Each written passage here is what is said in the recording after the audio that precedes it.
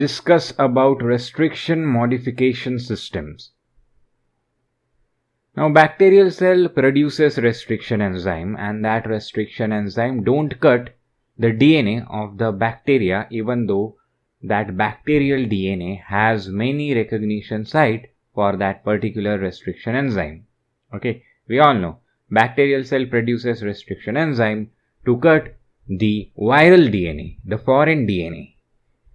But the thing is that the recognition sites of this restriction enzyme that are present on the foreign DNA, on the DNA of that virus, those same recognition sites are also there on the bacterial DNA. But that restriction enzyme does not cut this bacterial DNA.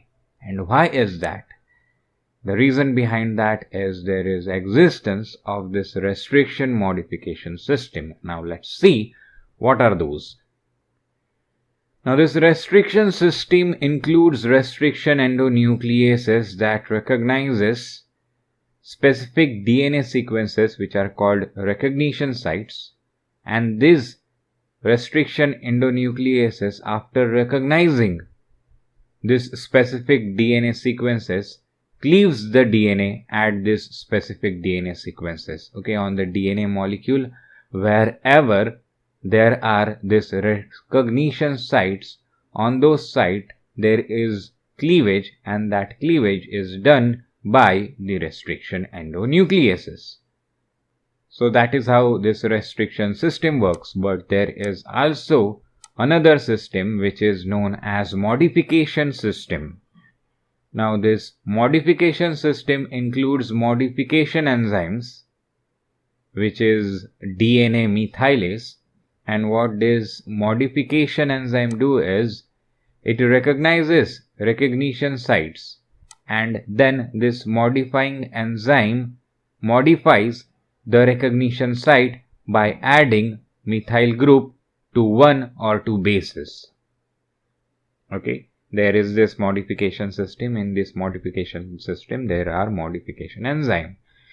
Now, what does this modification enzyme do? They modify the recognition site. And how do they modify? They modify the recognition site by adding the methyl group.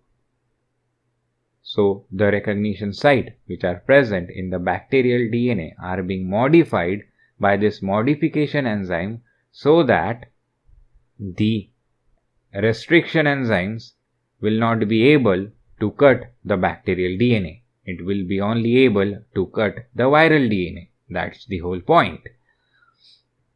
So bacteria produces restriction enzymes. It also produces modification enzymes, and those modification enzymes modifies the own bacterial DNA so that the bacterial DNA cannot be cleaved by the restriction endonucleases. Okay, that is how the bacteria don't end up cutting its own DNA. So that is how the modification system protects DNA of the host cell from the action of its own restriction enzyme. So consider this bacteria which is named as E. coli RY13 strain. This particular bacteria produces this restriction enzyme EcoR1, but it also produces this modification enzyme EcoR1 methylase. Now what does this EcoR1 methylase do? Okay, this EcoR1 methylase attaches a methyl group to the N6 position of the second adenine residue at the EcoR1 recognition sites. Okay, consider EcoR1 recognition sites on the DNA of the E. coli.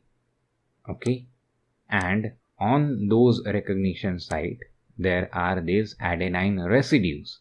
Now at the N6 position of this adenine residue there is addition of the methyl group by this EcoR1 methylase, and all of this covalent modification of these EcoR1 recognition sites makes the EcoR1 recognition sites uncleavable by the EcoR1.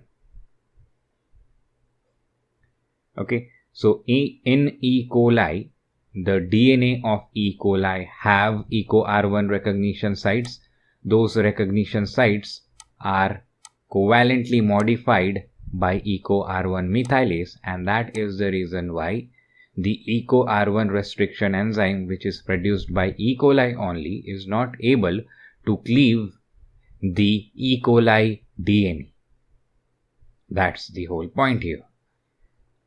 Now in E. coli, the adenine methylation, that is formation of 6-methyl adenine, is more common than cytosine methylation, that is formation of 5-methyl cytosine. So you will find 6-methyl adenine more as compared to 5-methyl cytosine in case of E. coli. Now this restriction modification systems, or your restriction endonucleases, are divided into 3 types. There are 3 types of restriction endonucleases. And on what basis are they divided into 3 types? Well, the division is based on enzyme complexity, cofactor requirement, and the position of the DNA cleavage site with respect to recognition site. Okay. So on the basis of enzyme complexity, cofactor requirements, and position of the DNA cleavage sites with respect to recognition site, the restriction endonucleases are divided into 3 types. Now consider the type 1 restriction endonucleases. Now this type 1 restriction endonucleases are bifunctional enzymes. That is, they show both endonuclease activity as well as methylase activity. Okay, type 1 restriction endonucleases are bifunctional enzyme. They show endonuclease activity as well as methylase activity, and they are made up of 3 different subunits. Okay, the protein structure of type 1 restriction endonucleases is made up of 3 different subunits, and for their activity, the type 1 restriction endonucleases requires ATP and Mg2+. So their restriction requirement is ATP and Mg2+. The cleavage site of the type 1 restriction endonucleases is random, and it is up to 1000 base pair away from the restriction site. Okay, the cleavage site of the type 1 restriction enzyme is random, and it is 1000 base pair away from the restriction site. And the example of this type 1 restriction endonucleases is ECOB. Okay, this is the example of type 1 restriction enzyme.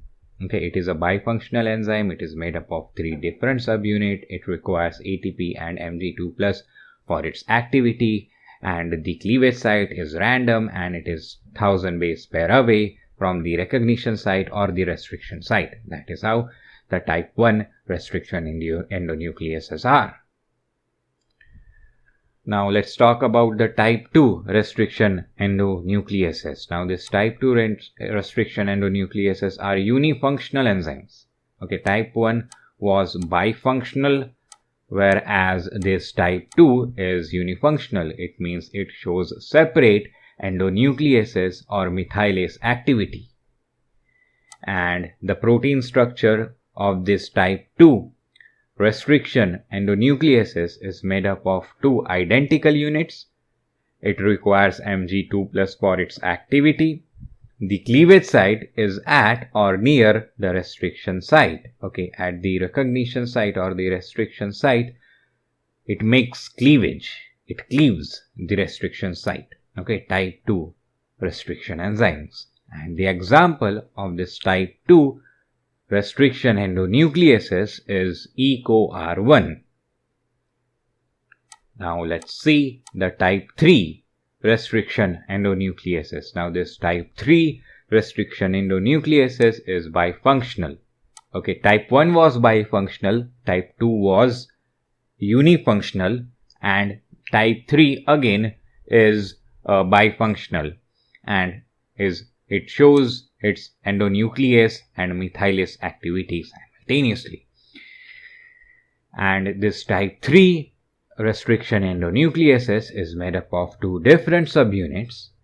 It requires ATP and Mg2+ for its activity, and its cleavage site is 24 to 26 base pair to the 3' end of the restriction site. And the example of this type 3 restriction enzyme is EcoP1. Okay, so EcoP1 is your type 3, EcoR1 is your type 2, and EcoB is your type 1. Now the type 2 restriction endonucleases are the most important. Why? Because they recognize the specific site and cleave that site. Okay, we saw about type 1, it cleaves at 1000 base pair away from the recognition site. And type 3 also from about 24 to 26 base pair away.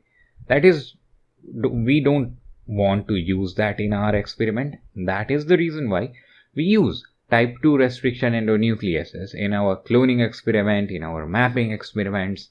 Why? Simply because they recognize a specific site and then they cleave it. Okay, there is no confusion. If that is the restriction site, this type 2 restriction endonuclease will go and will cleave that recognition site. That's all.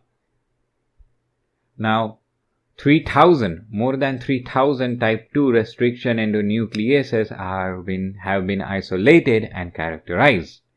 And out of this 3000, 240 restriction endonucleases are commercially available for molecular biologists to use.